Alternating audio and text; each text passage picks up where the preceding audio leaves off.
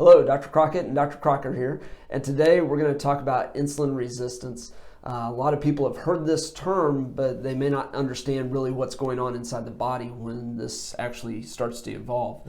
And all of us need to be concerned about insulin resistance because a lot of times before you're even pre-diabetic, before you're diabetic, before even other diseases can evolve, a lot of times insulin resistance is one of those driving forces behind that.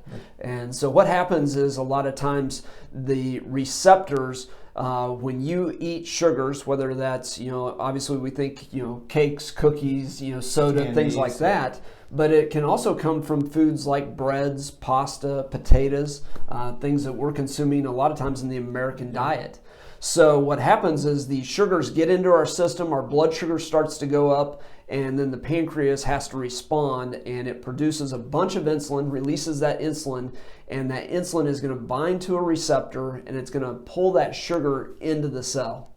Well, when it does that, then the blood sugars start to go down. The brain says, hey, I'm starting to run low on blood sugar, and so you start craving sugars again. And so you run out, you grab a Starbucks, maybe you grab some sugary snack out of your bag, and next thing you know, here comes the sugars again, and the pancreas has to respond again. Well, this up and down that happens all day long, and you just see it occur in the American diet especially, really is what leads to insulin resistance. These receptors have one of three things really happen to them.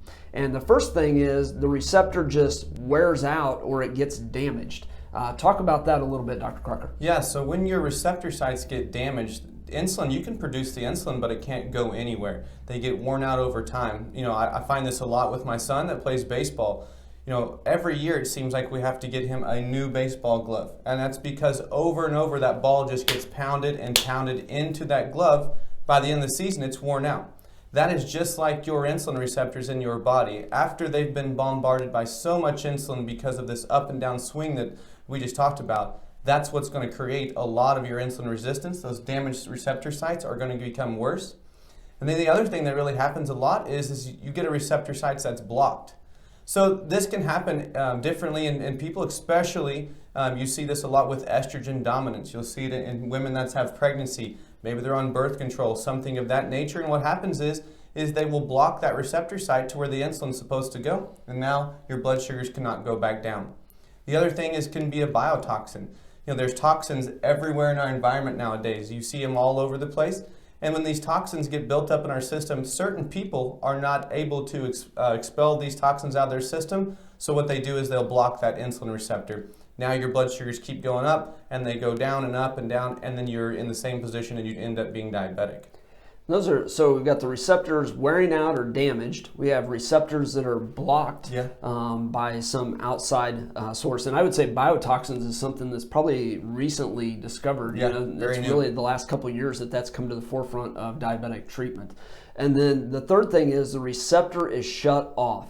And this is a situation where the cell has so much sugar inside the cell, it can't burn it anymore, so it accumulates inside the cell. And so that cell, to save itself, it shuts the receptor off. And once that receptor is shut off, there's no way that you're going to be able to drive that in. The more insulin on the outside doesn't drive that sugar in, it just creates more insulin resistance. And so a lot of people think, hey, I just need to change my diet to work on, changing my diabetes. But you can see, obviously, if the receptor is worn out and damaged, we need to start repairing it. If the receptor is blocked, we need to remove what is there that's blocking it. And if the cell can't burn the sugars, we need to work on the organelles inside the cell that can improve that ability to burn sugars and burn that fuel so that it will open those receptors back up, turn those receptors back on, and start to reverse this insulin resistance.